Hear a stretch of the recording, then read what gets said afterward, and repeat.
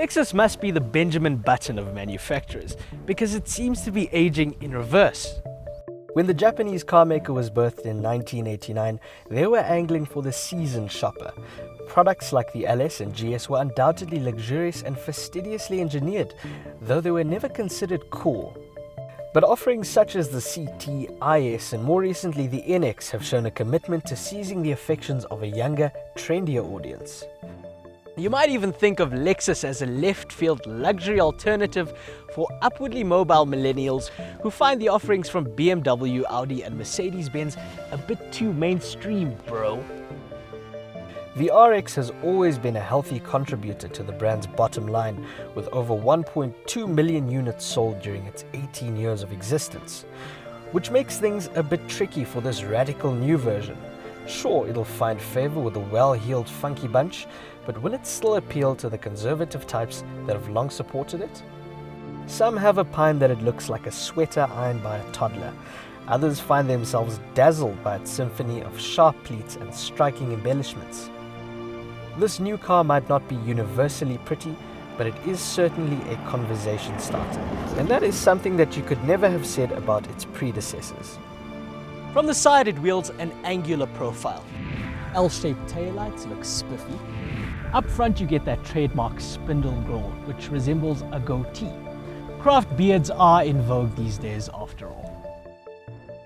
The inside of the RX is more subdued than the exuberant exterior, and one is not so sure about bits like the square fascia, which brings an early Panasonic VCR to mind.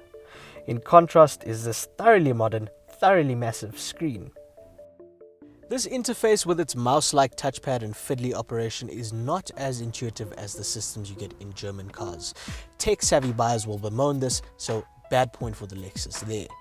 But the attention to detail is impressive. Just look at this laser-cut wood trim, for example, made in collaboration with the piano craftsmen at Yamaha. Even the electric windows work as though they're operated by hydraulics, operating swiftly and quietly. Rear space is plentiful, the boot is cavernous, and the amount of stuff you get is exhaustive.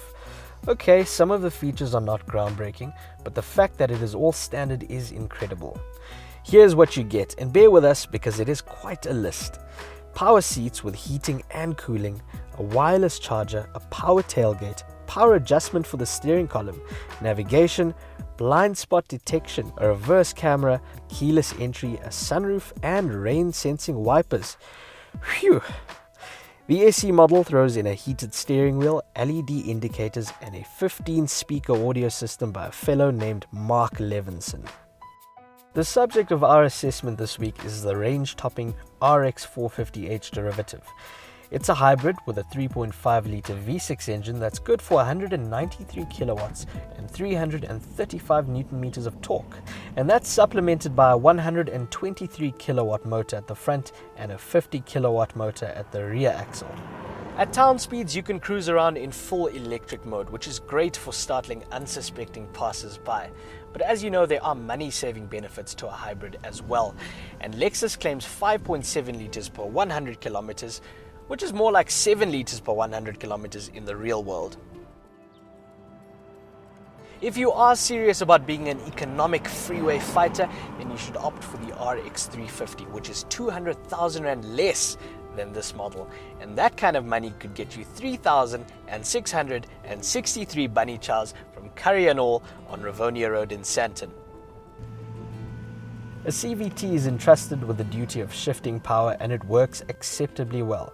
The big downside is an uninspiring, monotonous drone when you start pressing on. That is another reason to consider the standard petrol variant, because that is equipped with a conventional 8-speed automatic.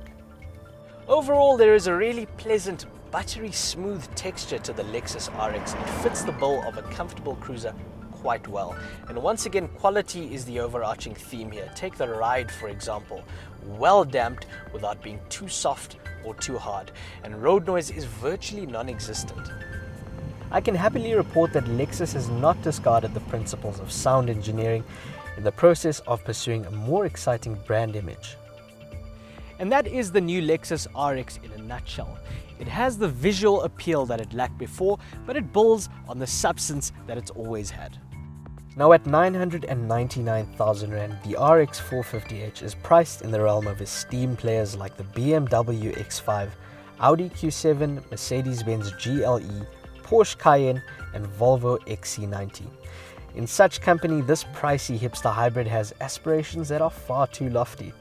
But for 799,000 Rand, the fully loaded RX 350, that's the non-hybrid one, is a sweet deal indeed.